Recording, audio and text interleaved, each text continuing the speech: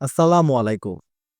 নতুন পে স্কেলে সরকারি চাকরিজীবীদের কোন গ্রেডের বেতন কত বাড়বে এবং বর্তমানে যে ২০টি গ্রেড রয়েছে সেই ২০টি গ্রেড ভেঙে কতটি গ্রেড করার চিন্তাভাবনা চলছে সেই বিষয়ে পত্রিকায় প্রকাশিত সংবাদের আলোকে বিস্তারিত জানতে পারবেন আজকের এই ভিডিওতে। তাই ভিডিওটি অবশ্যই শেষ পর্যন্ত দেখুন এবং কমেন্টে আপনাদের মূল্যবান মতামত শেয়ার করুন।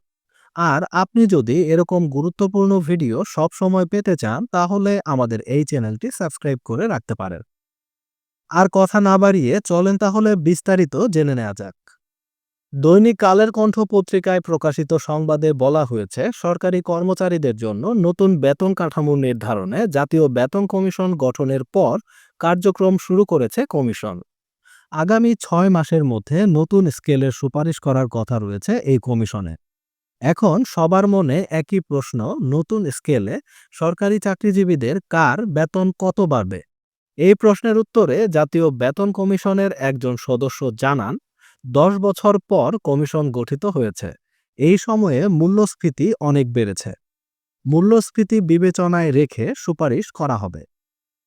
তিনি আরও জানান, এখন সর্বনিম্ন ও সর্বোচ্চ গ্রেডের বেতন ১২:১, ১০:১ ও ৮:১ নিয়ে যেসব আলোচনা চলছে সেসব বিষয়ও কমিশনের নজরে রয়েছে। এগুলো বিবেচনা করেই বর্তমানে থাকা ২০টি গ্রেড ভেঙে গ্রেড কমিয়ে বেতনের অনুপাতে সামঞ্জস্য করার চিন্তা ভাবনা করছে কমিশন। কিন্তু ২০টি গ্রেড থেকে কমিয়ে ঠিক কতটি গ্রেড করা হবে সে সম্পর্কে তিনি নির্দিষ্ট করে কিছুই জানাননি। তবে বর্তমান স্কেলের মূল বেতন নতুন স্কেলে দ্বিগুণ হতে পারে বলে ইঙ্গিত দিয়েছেন ওই সদস্য।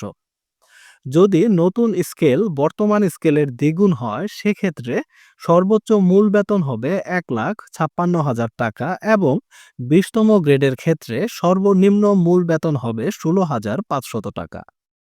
ইতিমধ্যে অর্থ উপদেষ্টা ডক্টর সালেহ উদ্দিন আহমেদ বলেছেন, সরকারি কর্মকর্তা কর্মচারীদের জন্য নতুন বেতন কাঠামো অন্তর্বর্তী সরকারের মেয়াদেই গেজেটের মাধ্যমে বাস্তবায়ন করা হবে।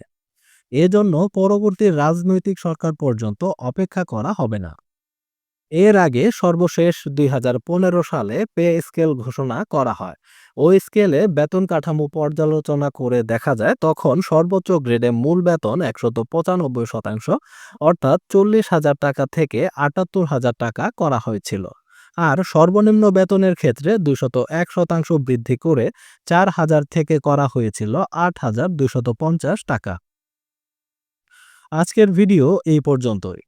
এ সম্পর্কে আপনাদের মতামত লিখুন কমেন্টে। দেখা হবে নতুন ভিডিওতে নতুন কোনো গুরুত্বপূর্ণ টপিক নিয়ে। ততক্ষণ পর্যন্ত ভালো থাকুন। আল্লাহ হাফেজ।